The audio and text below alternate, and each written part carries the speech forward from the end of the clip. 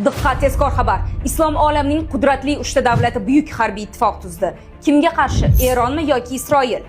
Saudiya Arabistoni, Pokiston va Turkiya bitta musht bo'lib birikmoqda. Makka qo'shma mudofaa kelishuvi nomini olgan shartnomaning eng dahshatli moddasi birimizga qilingan hujum barchamizga qilingan hujumdir. Endi Tehron Ar-Riyodga qarab bir marta nojo'ya qadam tashlasa, qarshisida Pokistonning yadroviy raketalari va Turkiyaning Bayraktar dronlarini ko'radi. G'arb nashrlari Eronning kuni bitdi, ular Eronga qarshi birikmoqda deb bong urayotgan bir paytda Pokiston mudofaa vaziri Xavaja Asif kutilmagan bayonot berdi.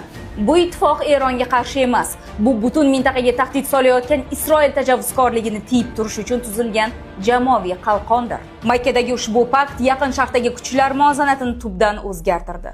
Bitta noto'g'ri qadam Isroilning 3 ta gigant davlatining harbiylari bilan to'g'ridan-to'g'ri to'qnashuv yoqasiga olib kelishi mumkin. Sizningcha bu ittifoq mintaqada tinchlik o'rnatadimi yoki yangi katta urushning boshlanishi